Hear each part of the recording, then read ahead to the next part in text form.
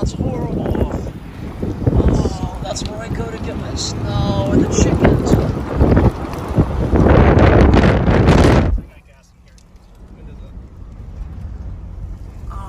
Oh, and I hope Chelada. Oh no, the seafood restaurant. Oh, enchilada. And Wiley's. Ah! Dude, this is close to Big Rock. Oh! This is. Oh, dude. That's horrible. Oh. Wait, dude, this is super close to Big Rock. Fucking right here. And Wiley's. Enchilada. Oh, please. Ah. That's heartbreaking. Oh my God. We're out of the way. Until we get water tenders or the water system restored. We're doing the best we can with this evacuation routes. Oh, more. Oh my God, look at all these fucking homes. From operations, copy that with that. Oh my God. Yeah, strike team reporting there, Darnell.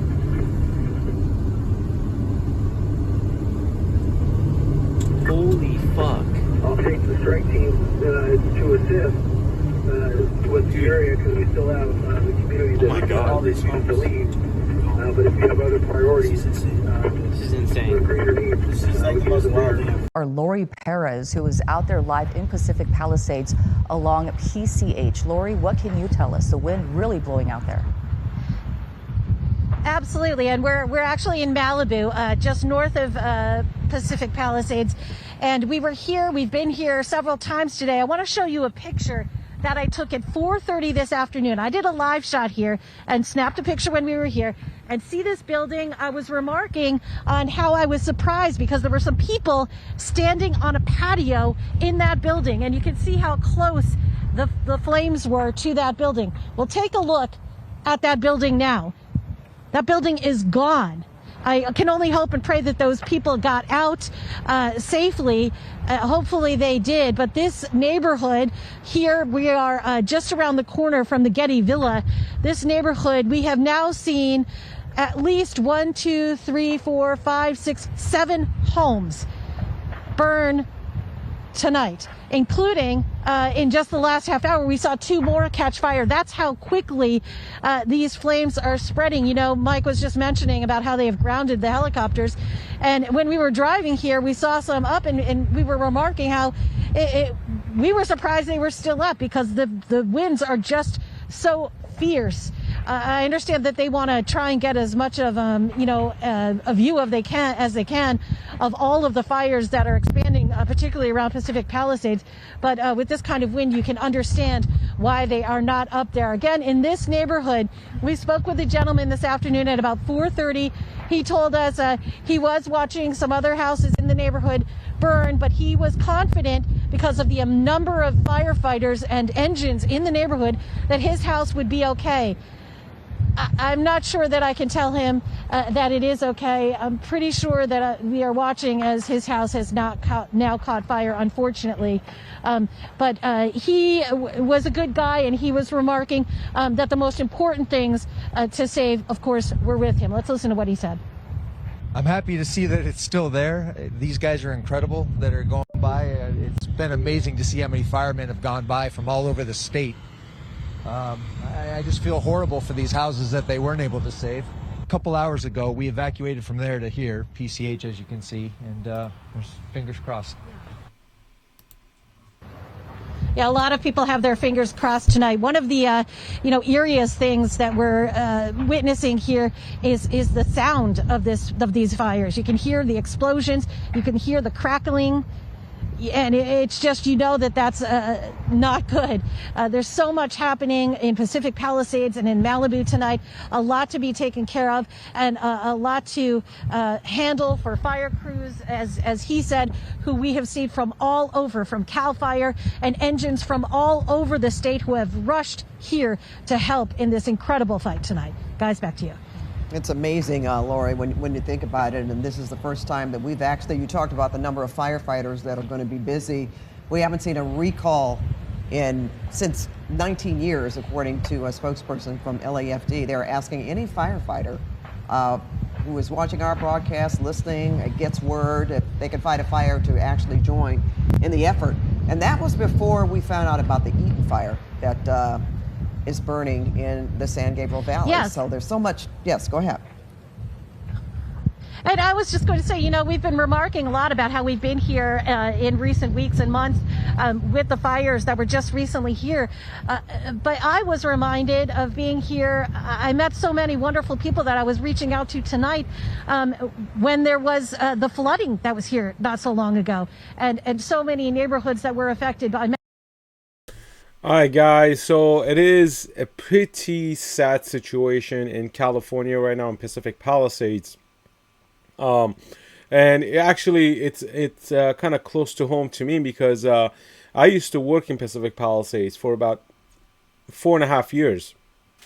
I made a lot of friends there. I know a lot of people that live there, a lot of good people that live there. A very, very rich neighborhood, very expensive neighborhood. But I remember my time there very, very vividly. It's a beautiful place. I reached out to a friend of mine who lives there, and unfortunately he lost his home.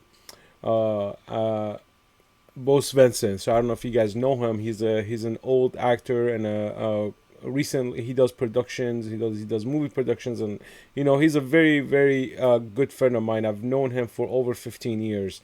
Actually close to 20 years I've known him, and I was texting with him today. I just wanted to make sure he was okay. Fortunately, I can't do anything for him from Virginia, and I just hope his insurance didn't get canceled, a few months prior. But my prayers and thoughts are with him. I'm going to continue contacting him to see if he needs anything. Maybe I could contact my relatives out in California. Maybe they could put some clothes together or something. I don't know. It's a devastating situation. Now, the other devastating situation is the state of California and Los Angeles itself. They don't have water. They don't have water in the fire hydrants that are installed on the city streets. How is that possible? You're right next to the ocean, right? So it's common sense, right? Like, we're by the ocean. Why can't we use the ocean water, refine it, and make it usable? These are all because of policies, guys. The environmental act, or the whatever act they passed in California, restricting lots of things, to include cleanup of dead trees and brushes and stuff like that. If you've been to California recently, or if you live there, you probably can attest to it. I was there in August, and it's not clean at all. They'll clean up if they have guests coming over, just like how you have a guest coming over to your house, you try to clean up the house. That's what they do, and then they just let it go again. But let's read this from LA Times. Fire hydrants ran dry as Pacific Palisades burned. LA city officials blame tremendous demand. Of course they would blame the demand, but not the actual reason. The demand is not the reason. They did not fill up their reservoir. They do not take ocean water at all to refine it and use it. Don't make it drinking water, but have some reserves for these kind of stuff, for drought or whatever you want to use it for. It doesn't have to be drinking water. But let's read further. As wildfire rages across Los Angeles on Tuesday, crews battling the Palisades blaze faced an additional burden. Sources of the fire hydrants in the Pacific Palisades had little to no water flow out. The hydrants are down, said one firefighter in internal radio communications. Water supply just dropped. By 3 a.m. Wednesday, all water storage tanks in the Palisades area went dry, diminishing the flow of water from hydrants in high elevation, said Janice Quininos, chief executive and chief engineer of the Los Angeles Department of Water and Power.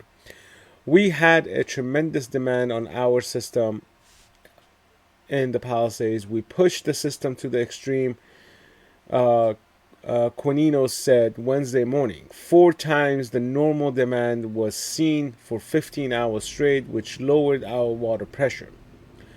That kind of makes sense. But again, you're near the ocean. You are near the area you live in is a high fire hazard area. There has to be a pump system usable to, put a hose in the freaking ocean. Dump some salt water over everything. There has to be a way. I can't see, California being the most innovative area not having a system that you can actually put a hose into the ocean and just spray the fire out. You know what I mean? But the DWP and city leaders face significant criticism on social media from residents as well as from developer Rick Caruso, who owns Palisades Village Mall in the heart of the West Side neighborhood. Caruso, a former commissioner for the WDP, blasted the city for infrastructure that struggled to meet firefighter demand. There's no water in the fire hydrant, Caruso said with exclamation point.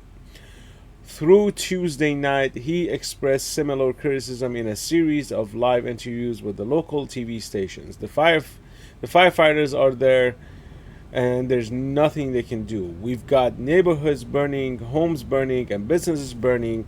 It should never happen. He's right. LA City Council member Tracy Park, who represents Pacific Palisades and participated with Cornelius in Wednesday's news conference, also asserted her fury over the DWP's water supply issues.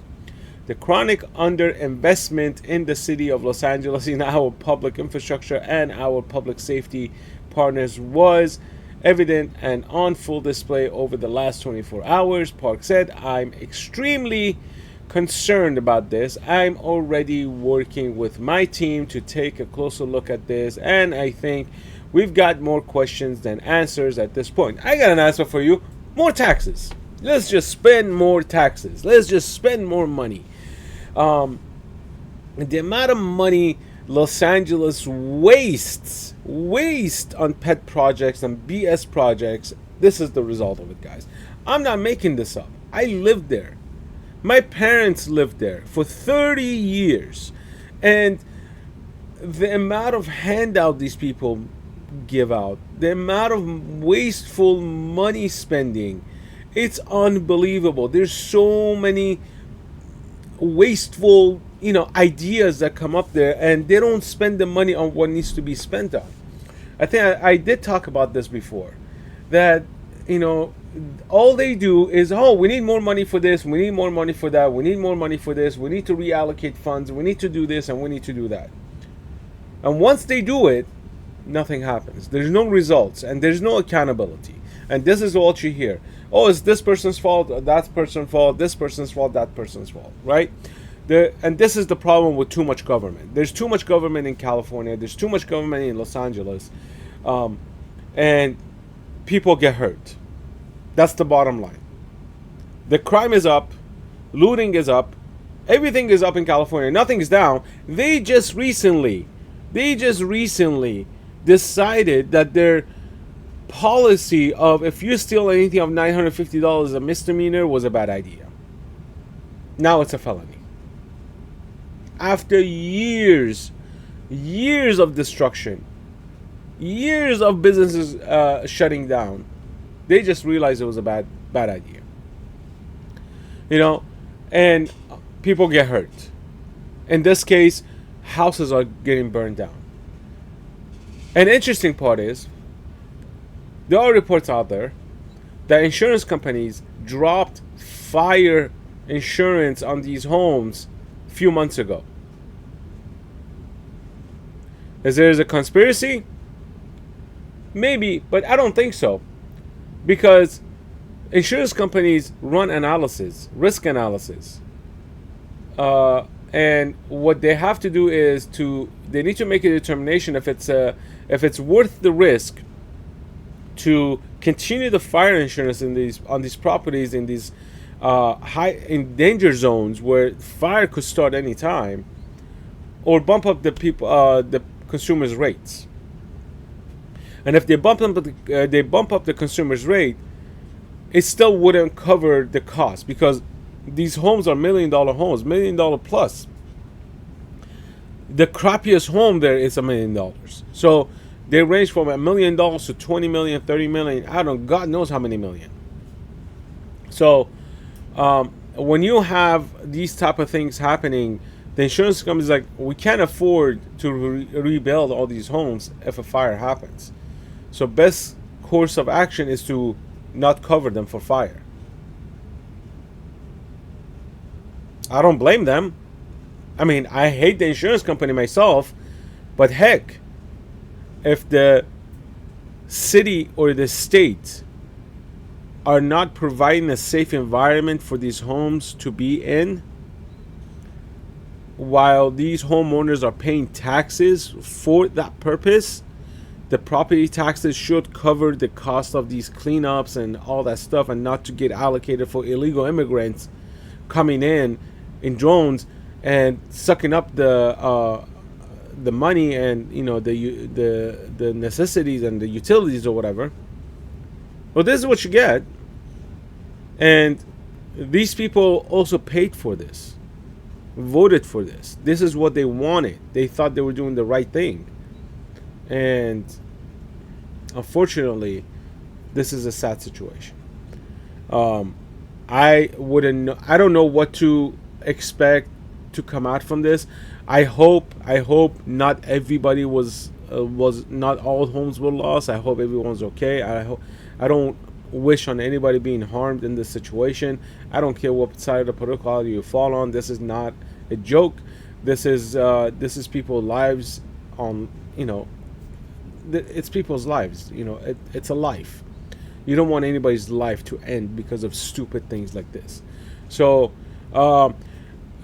prayers goes out to these people. I hope they survive this. I hope insurance companies will step up to rebuild, and I hope state of California kind of wakes up. Gavin Newsom, you suck, dude. Peace out. And if you haven't subscribed to the channel, hit that subscribe button.